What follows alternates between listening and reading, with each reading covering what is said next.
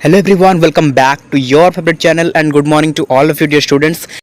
तो आज उत्कल यूनिवर्सिटी एई सी एग्जाम रही आपंकर तार आज आम फाइनाल स्पीड प्रैक्टिस करवा जहाँ भी आम पढ़ीचे पूर्व पढ़ी देचे बट एबे टाइम हो स्पीड प्रैक्टिस आउ किछि समय पर आम एग्जाम देवाक जा तो स्पीड प्रैक्टिस तो निहाती जरूरी।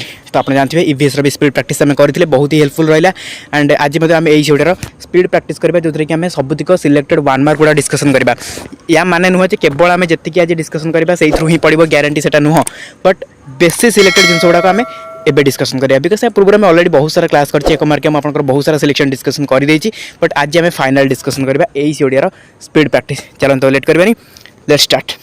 शब्द क्या कहते ए क्वेश्चन आगु आपको भी भल भाव डिस्कसन कराई कि शब्द क्या कहते गोटे अक्षर किंबा गोटे रु अधिक अक्षर एकाठी मिसी एक निर्दिष्ट अर्थ बुझाते शब्द कहते मत तो लगुच क्वेश्चन आपन सेमिस्टर एग्जाम फास्ट क्वेश्चन ही होइथिबो। अक्षर संख्या आधार रे शब्द केते अक्षर विशिष्ट होई पारे देखो अक्षर संख्या आधार रे शब्द एक अक्षर विशिष्ट होई पारे दुई अक्षर विशिष्ट होई पारे तीन अक्षर विशिष्ट होई पारे चार अक्षर पांच अक्षर विशिष्ट मध्य होई पारे। क्वेश्चन व्यवहार और उच्चारण अर्थ आधार रे शब्द गुडी को केते भाग रे विभक्त करा जायछि तो व्यवहार आ उच्चारण अर्थ रे प्रति शब्द समचारित शब्द विपरीत शब्द समार्थबोधक शब्द एई भଳି भाबरे विभक्त करा जायछि हैला। तत्सम शब्दर अर्थ कौन वेरी वेरी इंपोर्टेंट क्वेश्चन माने वेरी वेरी इंपोर्टेंट क्वेश्चन कहूँ जी दौर से पढ़ू देखिए एग्जाम केमती सब क्वेश्चन आसो। तत्सम शब्द कौन तत्सम अर्थ ताहा परी अर्थात संस्कृत भाषा परी है तार संस्कृत शब्द गुड़ाक जोड़ा आम संस्कृत शब्द गुड़ा रखीचे से गुड़ा तत्सम शब्द कहे गोटे एग्जाम्पल देपर नदी नदी कौन गोटे संस्कृत शब्द ना नहीं। तत्सम शब्दटी केउ शब्दर मिश्रण में गठित तत्सम शब्दटा तत् और सम मिश्रण में गठित। तद्भव शब्दर अर्थ कौन ये हूँ आहरी इंपोर्टेंट क्वेश्चन जोटा कि तत्सम ठू तद्भव आहरी इंपोर्टेंट क्वेश्चन निहाती भाव पढ़ा चांस अच्छे। तद्भवर अर्थ भव बा जात अर्थात ओडिया भाषा रे केतेक शब्द मानकरू जात होई अछि जेमति कि संस्कृत रु आपनकर संस्कृत एटा होछि तद्भव देखो संस्कृत रो नदीटा ओडिया रे कोन हे नई हे तो तद्भव तहिरु उद्भव ओके तहिरु उद्भव जोटा तद्भव नदीटा नई कूपटा कुआ आम कहूँ ओडिया ना नहीं तो ये संस्कृत शब्द कि ओडिया माने कहूचे। वेरी इंपोर्टेंट क्वेश्चन देशज शब्द क्या कहती आम भाषा रे व्यवहृत केतेक शब्द संस्कृत बा प्राकृत भाषा आसी ना आम देश में बसवास करुवा प्राचीन आदिवासी भाषा आसी आम भाषा रे प्रचलित होइछि तो ताको आम कहूचे देशज शब्द।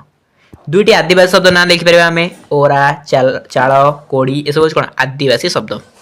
एक पदीकरण क्या कहुए निहाती भाव पचार बिकज आप सिलेबस अच्छी यहाँ एक पदीकरण दुई बा ततोधिक शब्दपुंज को संक्षेप में प्रकाश करने प्रक्रिया को आम एक पदीकरण बोली कहूचे। समचारित शब्द क्या कहती भाषा रे जो शब्द गुड़िक एकापरि उच्चारित हेले मध्य विभिन्न अर्थ प्रकाश करती ताको आम समचारित शब्द बोली कहती।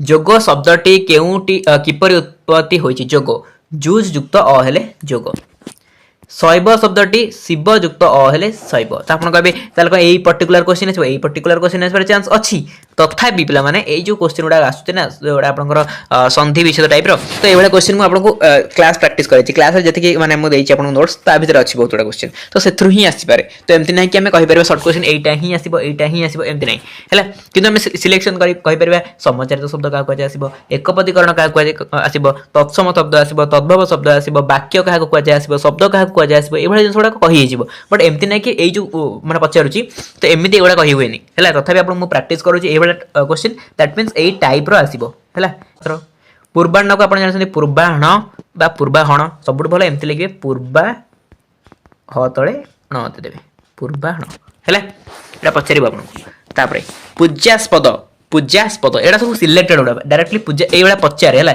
देखिए आप +2 बोर्ड एग्जाम ये क्वेश्चन गुड़ा ही पचारे कहीं यहाँ सब +2 पाठ अच्छी प्राय। अगर विपरीत शब्द कौन मूल नॉर्मली ये क्वेश्चन ही पचार चांस अधिक अच्छी। आर्द्र विपरीत होचे शुष्क लेखि पढ़ी जानी व्यक्ति को कौन कहुए साक्षर कहुए। स्वाक्षर अर्थ कौन दस्तखत साक्षर अलग स्वाक्षर अलग से पचरा है। धन को जय कर कौन कह एक पदरे धनंजय। अर्थ अच्छी जही रे एक पदरे कौन कह सार्थक।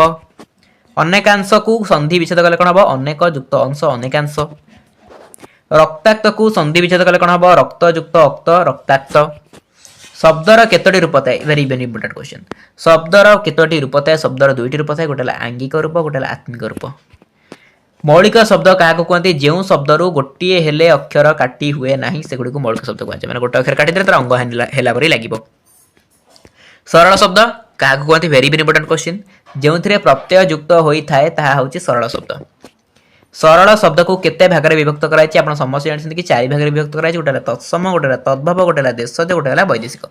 ओके जटिल शब्द क्या कहते जटिल शब्द क्या कहते ना विशेष्य क्रिया किंबा विशेषण सह प्रत्यय जोग करा जाए जो शब्द सृष्टि हुए ताको जटिल शब्द बोली कहुए।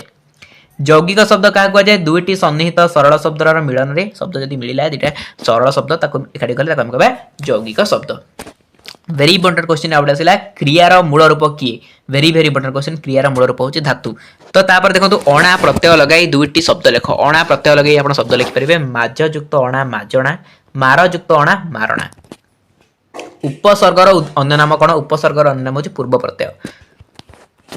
कृदंत क्या कहुए धातु सह प्रत्यय जोग कर जो शब्द सृष्टि हुए कहुए कृदंत। समास क्या कहते परस्पर संपर्कित दुई बा ततोधिक पद गुड़ी को एक पदରେ प्रकाश करने को समास कहुए। समासर केतोटी अंश रही समासर 3टी अंश रही गोटे समस्य मान पद समस्त पद आउ व्यास वाक्य बा विग्रह वाक्य। तापर समस्य मान पद क्या कहुए ना समास योग्य प्रत्येक पद होची समस्य मान पद जोड़ा सब समास योग्य पद होता सब कहुए समस्य मान पद। समस्त पद कौन ना समस्य मान पद गुड़िक समास युक्त हेले जो पद निष्पन्न हुए कहुए समस्त पद। संधि क्या कहुए वेरी वेरी इंपोर्टेंट क्वेश्चन प्रथम शब्दर शेष अक्षर और द्वितीय शब्दर प्रथम अक्षर मध्य मिलन घटी जो शब्द सृष्टि हुए संधि कहुए। स्वर संधि क्या कहुए स्वर संधि क्या कहुए ना स्वर वर्ण सहित स्वर वर्ण मिलन हेले स्वर संधि कहुए। वाक्य क्या कहुए क्वेश्चन 100% आसो केते गुड़े अर्थवाची शब्द मिलित होई मनर भाव को पूर्ण रूपे प्रकाश कर वाक्य कहुए।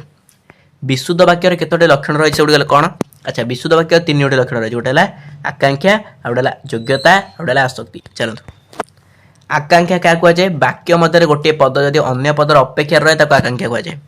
योग्यता क्या कहुए वाक्य मध्य पद मान परस्पर विरोधी न होगा एक प्रमुख लक्षण यही लक्षण को योग्यता कहुए योग्यता।